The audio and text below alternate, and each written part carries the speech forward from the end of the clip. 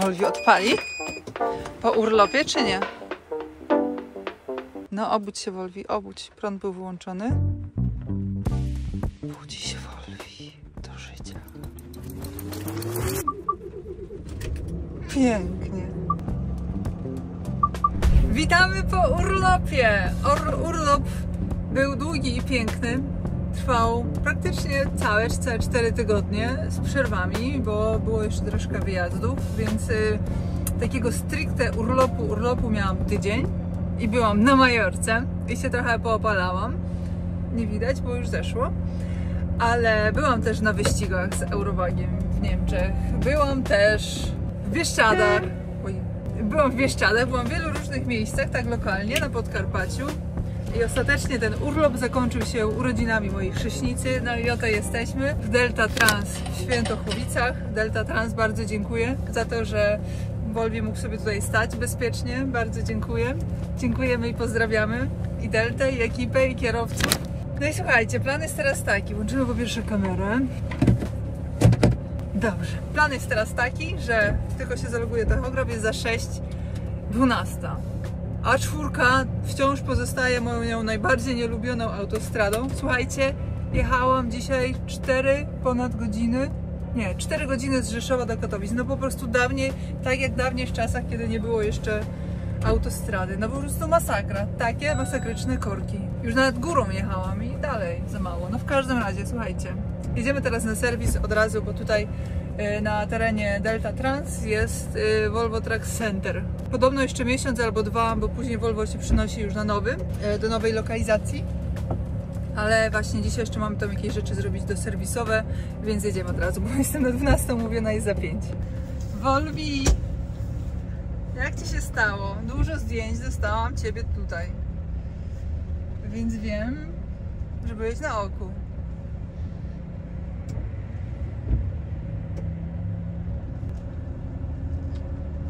Gdzie to się trzeba meldować?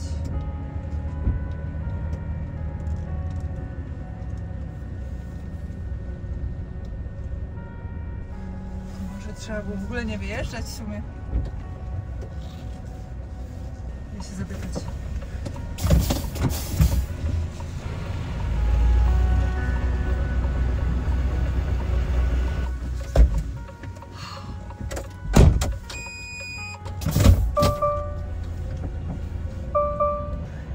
Kolejne szczegóły tragicznego potrącenia.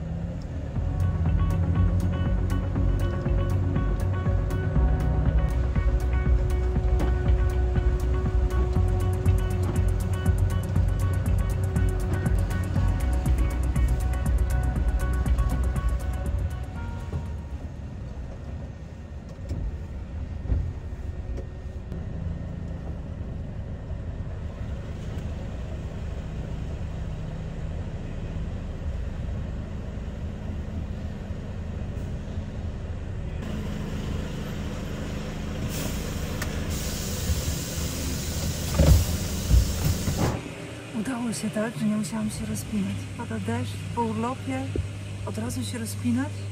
Ja nie pamiętam, jak to się robi. Dobra, są jakieś takie rzeczy typowo akcji serwisowej, że jakaś tam... Ja właśnie sama nie pamiętam. Później dostanę kartkę, to Wam powiem co. Najważniejsze jest to, że już wiem, że musimy podnosić kabinę, co oznacza, że... Wiecie, jak ja się wpakowuję, nie? Wiecie, jak moje auto wygląda. Dobrze. Tutaj jeszcze w zleceniu było napisane, że są kody na EGR, bo tam chłodnica chyba była wymieniana w styczniu, mi się wydaje. Jest to możliwe? Generalnie było tak, że ja któregoś razu w trasie, i to pewnie było na początku roku, że mi wyskoczyło właśnie to takie już odcięcie, że ZBLU, nie? Nie, że był niski poziom, tylko EGR. Ja wtedy właśnie już umówiłam serwis gdzieś tam. Ale to przeszło i od tego czasu nie było problemu, bo wtedy też jakoś była taka sytuacja, że miałam regenerację w trakcie, ale to już gdzieś tak dosłownie na sam koniec jazdy mi się włączyła. Ja stanęłam na pauzę, więc ta regeneracja się nie dokończyła, a później mi się właśnie jeszcze raz wyskoczył ten kod, a później mi wyskoczyła regeneracja i zrobiła się, już był spokój. Ale to nie było auto potem na serwisie gdzieś? Nie było. Nie? To ja sobie sprawdzę jeszcze w historii, No. bo nie mamy tak napisane na zleceniu, ale to ja to zweryfikuję zaraz. No. No i sprawdzimy te kody, chociaż co to jest, może czujnik turbo wystarczy wymienić albo coś. No bo czasu rozumiem nie ma dużo, nie? Nie, ja sobie zarezerwowałam na to, że dzisiaj to porobimy, bo ja później jeszcze na przegląd muszę jechać, legalizację robić, więc... Bo u was legalizacji pewnie... tu czekać? Legalizację możemy zrobić tutaj. Tak? To super. Tylko...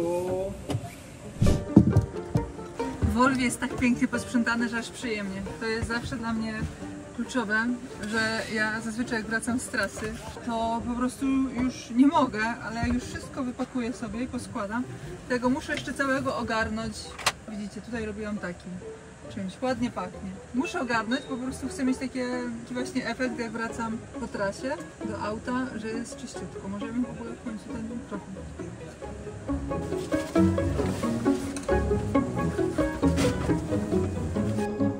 Dobra, słuchajcie, to teraz szybko, bo żeby tutaj za dużo czasu nie spędzać. Kurtka na razie tu. Tu jest do kąpania torba, ona spokojnie może iść na górę. Mam patelnię, fajnie. Gaz też może iść tutaj. Generalnie ta torba może iść tutaj. Jeszcze mam więcej gazu. A muszę tym razem dużo gotować tego razu. Później ten gaz tak nie leżał. Zawsze jak ten gaz tak zostawiam, to się boję, że mi wybuchnie. Mam prąd do spryskiwaczy i jeszcze więcej gazu, kurde. No dobra. Tu jest moje jedzenie, widzicie? Już tradycyjnie tak ostatnio, żeby było łatwiej mi wejść. Zmieniony tryb, to sobie biorę właśnie moczwita. I mam gotowe jedzenie na 2 dni do przodu. Zakupy też oczywiście mam. To jest coś jakiegoś ładnego nawet. Jakiś deser, okej. Tym razem jeszcze mięso kupiłam, będę musiała przygrodę włożyć do zamrażarki. Miałam sobie sztućce, bo nie wiedziałam w końcu, czy nie wzięłam wszystko, czy nie. Dobra. Parówki. Widzicie, że kurczaka kupiłam tym razem też. Będę gotować. O 100 tej trasy będę gotować. Boczek. Tu. Jeszcze więcej łososia. Jezu, co są łososia na drodze? Generalnie to przygotowanie kabiny do podnoszenia jest sztuką, która zazwyczaj się udaje, ale to nie jest powiedziane, że zawsze. Ja na przykład zawsze mam taki strach, że jednak tym razem się nie uda i że będzie szyba do wymiany. Bo wiadomo, że jak takie coś się nie uda, to znaczy, że wszystko leci na szybę. Więc te wszystkie rzeczy, co tutaj teraz macie, widzicie, mam takie ciężkie, jeszcze daję właśnie na podłogę, to też śmieci. Znaczy to będzie na śmieci, nie do śmieci, tylko na śmieci. Dobrze, to dajemy tak. Całkiem w górę, siatka. O, tu jest przygródka do lodówki, no to też od razu na dół. Teraz tak, to damy całkiem na dół. Dobrze. I to też, tylko gdzie? To damy o tak. I to też. A to ja mogę wziąć ze sobą w sumie. I dzięki temu to będę miała jedno i drugie i telefon. A torebka też za mało. To biorę ze sobą. Zostaje. Tutaj też coś ciężkiego, wiesz, też idzie na dół. Tu jest puste pudełko po helikonie. Te butelki stąd powyciągamy też. No dobrze, czyli tutaj też jest bezpiecznie. Tutaj jest ręcznik, to też ok. Tu nic nie ma, dobrze. No to jesteśmy gotowi do podniesienia. Gdy tego w ogóle nie patrzę na takie rzeczy zazwyczaj. Mnie to za bardzo stresuje, ale sprawdźmy jeszcze raz. No wygląda to dobrze, według mnie. Bo to wszystko, woda się, to co jest tutaj, to ono się gotowo, żeby mi tam się kabel nie popsuł. Nie przełącza, ale jak się podniesie, to tu też nic nie ma. Więc to się trochę przechyli, ale tutaj się powinno zabezpieczyć, a nawet jak się trochę... Ale nie, tutaj mi się nigdy jeszcze stąd nic, tak do deski dotąd nie wypadło. Najgorzej, żeby tutaj nie było, żeby tutaj nie było i żeby tam nie było. Tutaj czy tam. Najlepsze. Idziemy. Nie mam głośnika, ale słuchajcie, bo ja tu jestem na telefonach, ogarniam ładunki i dostałam jedzenie. Wolniej się robi. No właśnie tam robione wszystko w ramach kontraktu. A ja w ramach kontraktu chyba dostałam obiad. Bo jesteśmy na Śląsku. Co się na Śląsku je? Zgadnijcie. To się nazywa miękki start w urlop. Specjalnie po prostu nie robiłam tego wszystko dzisiaj rano, żeby mieć tak, wiecie, łatwo. Patrzcie. No oczywiście, że kluski śląskie i rolada i modro kapusta. No więc życie od razu jest piękniejsze.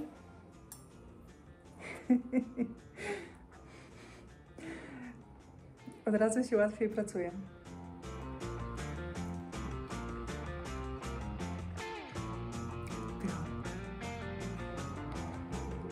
Jakie szczęście.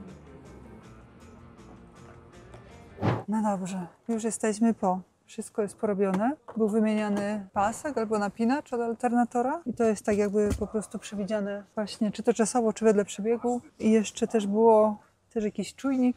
No właśnie, widzicie, sama nie pamiętam, miałam wam powiedzieć. Nie było, ale to takie, wiecie, wszystko w ramach złotego kontraktu. Wolno ma złoty kontrakt, więc wiecie, taki plus, że człowiek płaci, ale regularnie coś tam jeździ, coś tam robią i ma spokój. Wpiszę sobie jeszcze tylko tak, od razu jest tak, Stara 1, bo jedziemy teraz, proszę Państwa, na przegląd techniczny. Śląska 900 metrów. Pięknie. I wiecie co? Przegląd techniczny też w ramach złotego kontraktu. Jest takie pierdoły, ale zawsze to przyjemniej człowiekowi. No dobrze. Jest.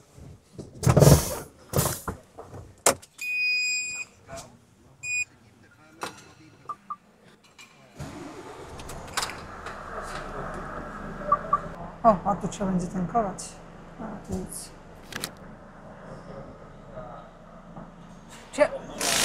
Do przodu czy do tyłu? Dobra. To mi poszedł pan z Volvo patrzeć, czy jest teren krzywy, czy jest powietrze mało w którejś stronie.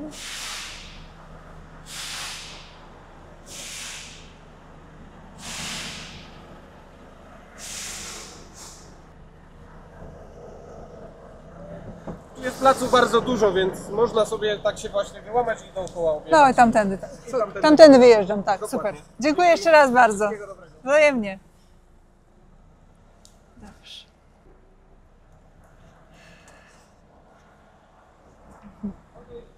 Dobry. W trasę. I wzajemnie, dobrego dnia. Którędy ja tu wjeżdżam? Tu i na prawo, dobrze. Dobrze, ale wiecie co jeszcze zrobimy? Zapiszemy sobie w tym tomie ten adres Delta Trans.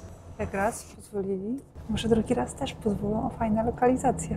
Dobrze, muszę sobie tylko jeszcze raz sprawdzić, bo tutaj sytuacja lokalizacyjnie jest taka, że dlatego sobie zapisuję głównie, adres jest łatwo dostępny, nie? Ale chodzi o to, że tutaj jest zaraz wiadukt 3 i 7 i on jest taki, wiecie, że jak ja tu pierwszym razem jechałam, to na CV się pytałam, czy tu się rzeczywiście da wjechać, bo to nie wyglądało, jakby się miało dać wjechać. Nie, dawaj.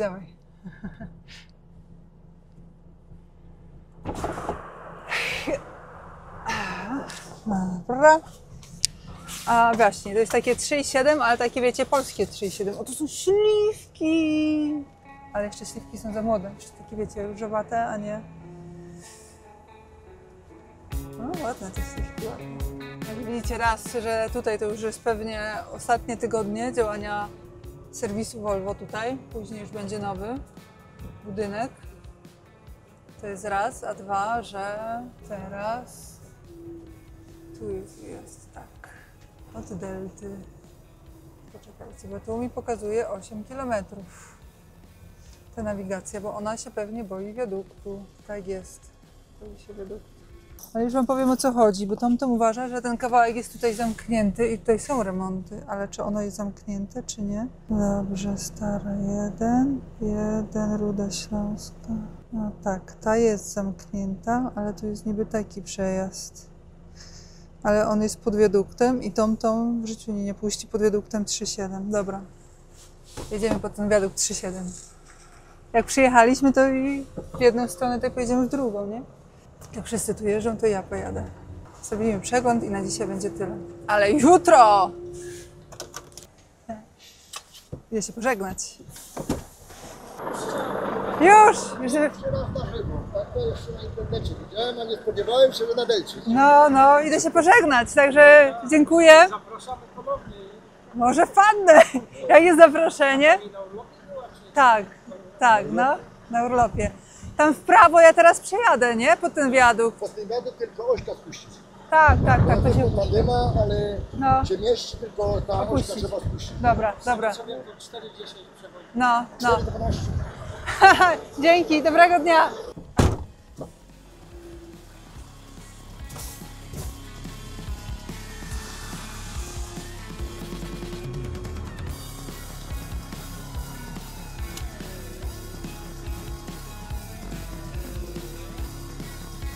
urwisko po prawej też przeraża, powiem wam szczerze. Tak samo jak i wiadukt.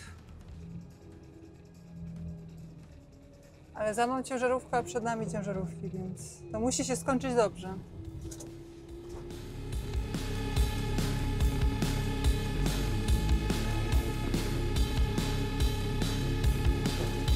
Bo my nawet pod wiadukt w sumie to nie pojedziemy. Tak, tylko zawijamy tu na prawo. O, widzicie. Ale jakbyście byli tutaj właśnie, widzicie, w okolicach tego... W okolicach Delta Trans, to ten 3.7, no widzicie, ja przechodziłam tandemem na najniższym pułapie bez problemu. Antena jeszcze się nie odzywała.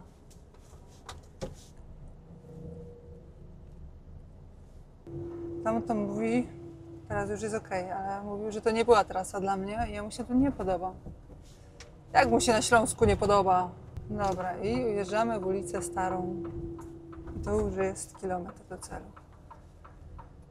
Powinno być dobrze.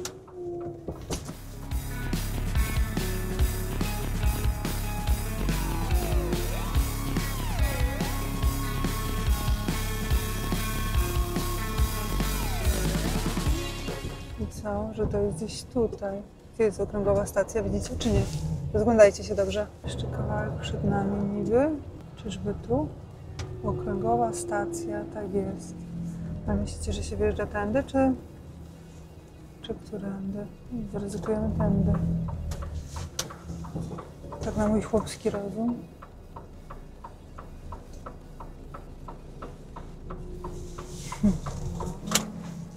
Że będziemy kombinować.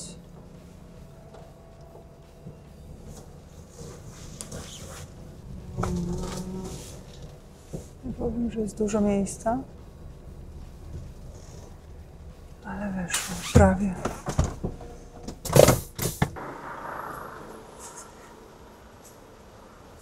Dobry? Dużym też można, nie? Czy nie? Się tak bardzo przestraszył. Dzwonili tutaj z Volvo, że niby mogę sobie to na złoty kontrakt wziąć, rozliczyć od razu z nimi, tylko mówi, że się nie mogą dodzwonić.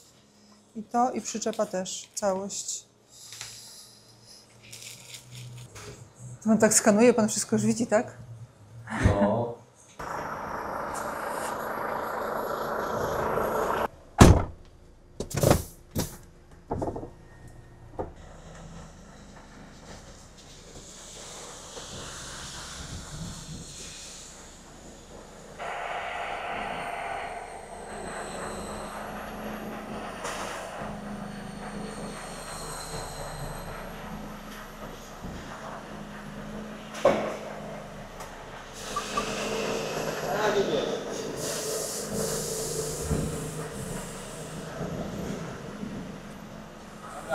Hamulec dać go na luz, jest? Tak jest. Dobra, hamować. Do przodu.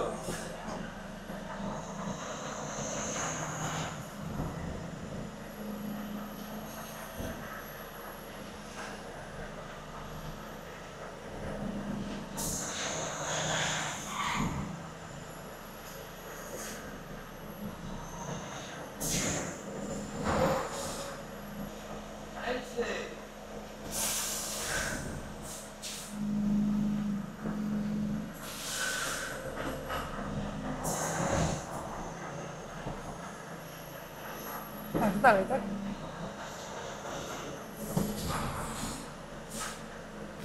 Nie ma dźwięku, nie ma, bo strumu brakło. Ale sobie w trakcie.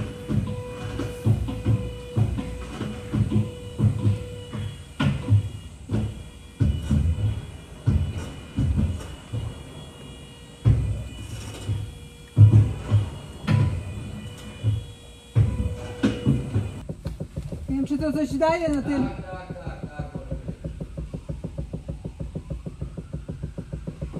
Dobra, okej. To on tak długo stał? No, miesiąc stał. Karty skontrolowały. No. Dopiero co ruszyłam 2 kilometry. Czy Izabela Skorupka była kiedyś dziewczyną Bonda, czy mi się zdaje? Dobra, włączę światło. Kierunki. To już chwila, bo to będzie tak mieć. Drugie.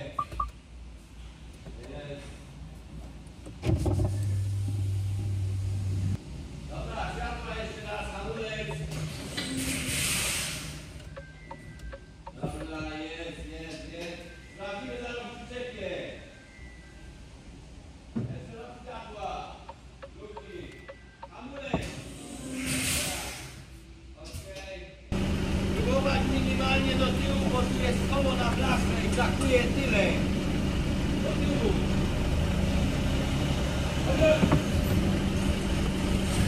A.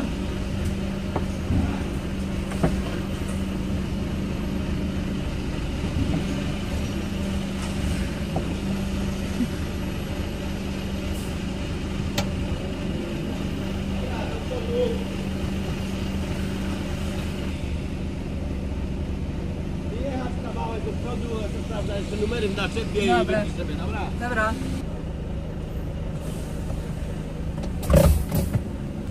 Jak my tu wyjedziemy, to powiem wam szczerze, że tego nie wiem, ale zobaczymy, jakoś sobie poradzimy. Pyskowicka 15.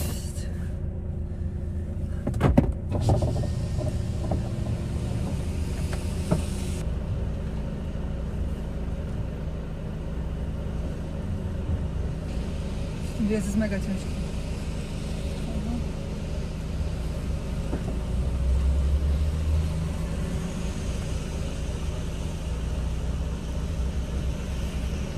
Oczywiście wykorzystać każdy centymetr. Tu już było.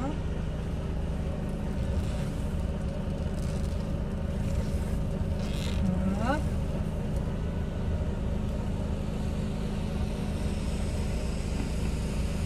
Idzie?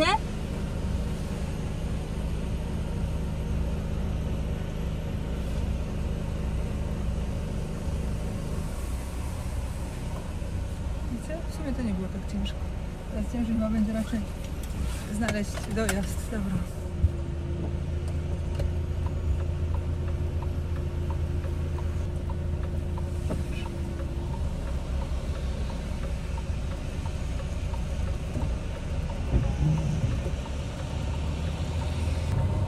Kurczę, wyszło to bez żadnego problemu.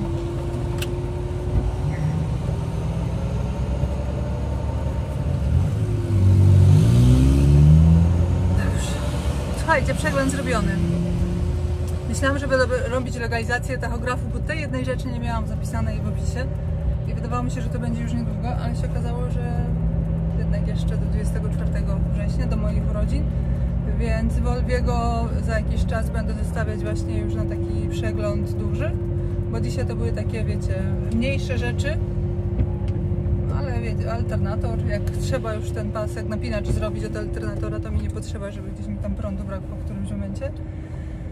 Więc w związku z tym, że to Volvo było w miejscu, gdzie stałam, to po prostu wykorzystałam. Ale jeszcze sobie przyciągam ten przegląd troszeczkę, bo przecież tak czy inaczej mało jeździł, to dobrze. Ja się musimy skupić, gdzie tu jechać.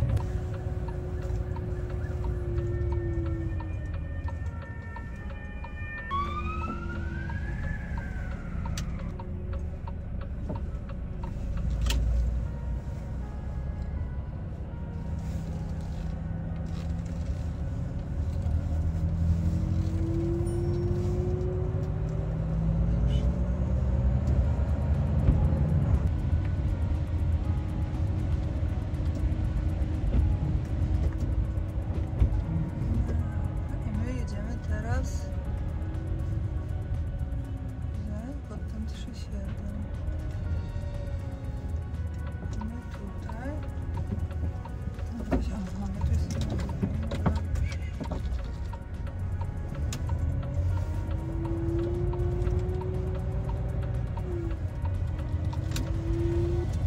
Tutaj Tom się właśnie bardzo boi. Ja się też boję w sumie.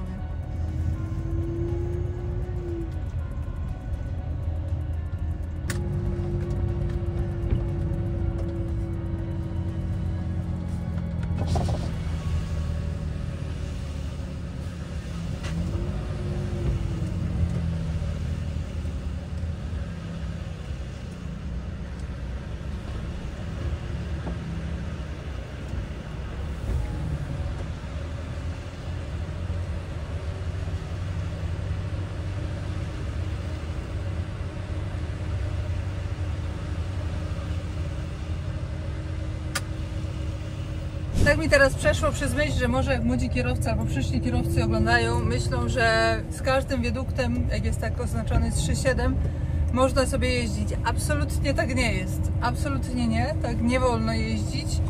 O ile się nie zgadało z kimś, kto naprawdę jeździł, wie się, że to tam przejdzie, bo często jest tak, a szczególnie za granicą, że jak jest 3.7, to rzeczywiście jest 3.7 i nie przejdzie. Też trzeba wziąć sobie po to pod uwagę, że są różnej wysokości naczepy i ciężarówki. Czasami jest tak, że chociaż to wiadomo, że naczepa jest najwyższa, ale niektóre naczepy rzeczywiście mają 4.0, ale są takie naczepy, co potrafią mieć 4.05, 4.07. No a uchodzą generalnie za 4, więc absolutnie nie zakładajcie. Ja zanim tutaj zjechałam, to na Sibisie rozmawiałam z kilkoma różnymi kierowcami i wszyscy mówili, że przychodzą. I widzicie, dzisiaj na jeszcze wychodziłam, to też kierowca mówił, ja też mam tandem, tylko opuść sobie tylną oś. Tak, Volvo ma jeszcze 3 poziomy jazdy, więc ja zeszłam na najniższy poziom jazdy i dzięki temu po prostu byłam bardziej pewna. Więc, że to przejdzie, a i tak jechałam powolutku, że jakby coś zezgrzydało, to żebym coś jeszcze pomyślała, chociaż jak jechałam za pierwszym razem, to miałam serce na ramieniu, ale widziałam, przede mną ciężarówka jechała też Delty, więc widziałam, że jak ona przychodzi, to ja też powinnam, ale to nie jest pewne. To nie jest tak, że jak inna ciężarówka przychodzi, to ja też przejdę. Nigdy człowiek do końca nie wie.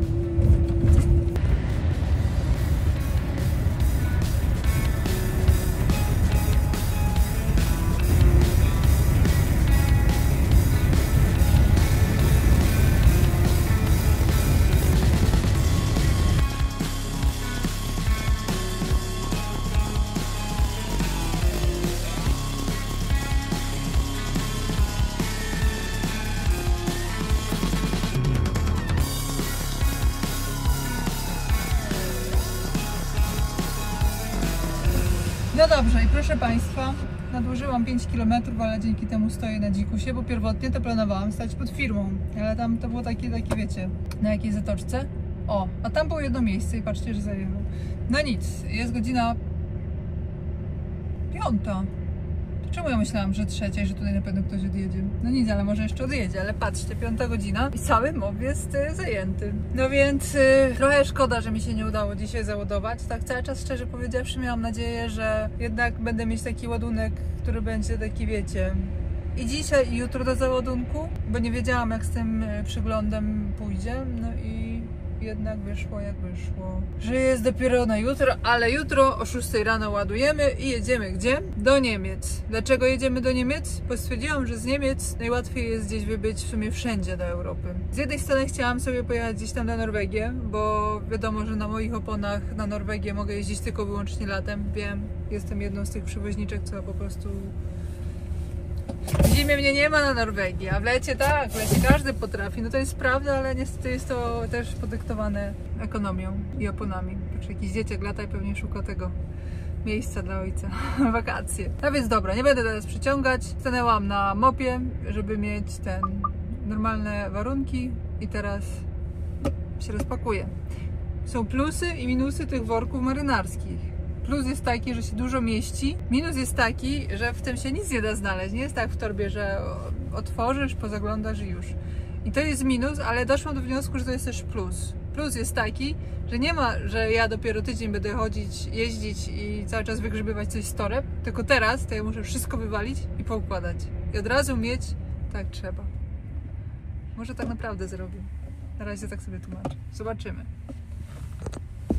Nic nie chcę mówić, ale ja już jestem naprawdę rozpakowana. Zobaczcie, piżamy. Mam 3 części piżamy. Którą wybiorę dziś część?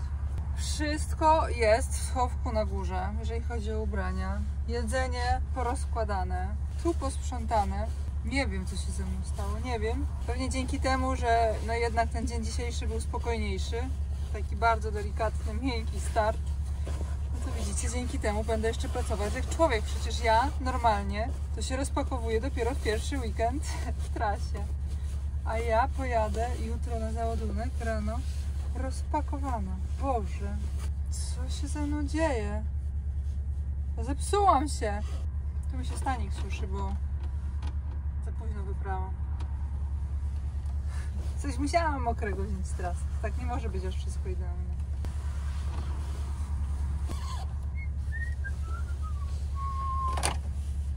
Patrzcie, pięknie pościelone łóżko. Pięknie. Muszę przyznać, że jestem w wielkim szoku, że mi się to udało, bo mi się to naprawdę jeszcze nigdy nie udało. Żebym ja w pierwszy dzień w trasie się rozpakowała. No tutaj trzeba. Teraz tak, jestem co prawda na stacji, ale demakijaż sobie zrobię tak, a wtedy pójdę się umyć na stację i zmyję jeszcze to. Żeby się w sumie... Ojojoj. O, jest taki tłusty, okej, to trzeba pomyśleć. O, mi się porozlewało. No taki Volvi czysty był. Taki piękny, czysty i zepsuł. No dobrze. Bo wiecie, czasami na stacjach jest zimna woda i jak się chce zmyć rzęsy zimną wodą, to schodzi i schodzi.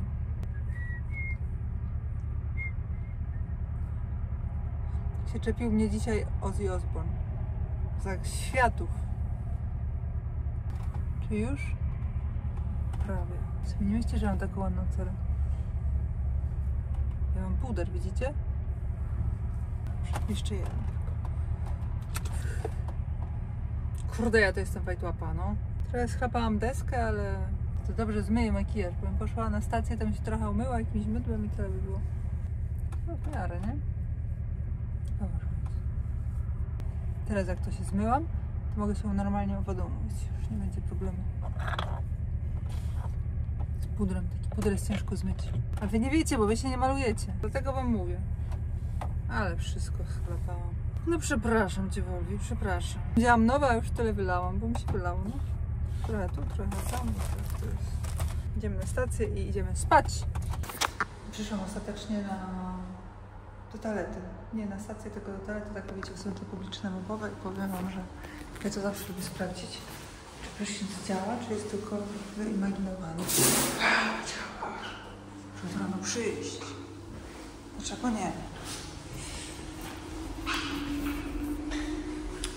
Bo dzisiaj to mi się nie chce. Drodzy Państwo, oto jest pora na pierwszą noc po urlopie w ciężarówce, a konkretnie w Volvi. Buzik ustawiamy na 5, idziemy spać. Dobranoc, do zobaczenia w dniu jutrzejszym. No i to już tyle w tym odcinku. Zasubskrybuj kanał, jeśli tego jeszcze nie robisz. To darmowe. Na koniec bardzo chcę podziękować wspierającym kanał. Matthias Kunkel, Michał Chojnacki, Graham Robinson, Adelmo Filo, Dobos M. Tsaba, Franz Zeitz, Ariel Karp, Alex Mici, DJ The Koning, Manuel Cerezoli, Kevin Rafferty, FAB 3875, Tosio Oki,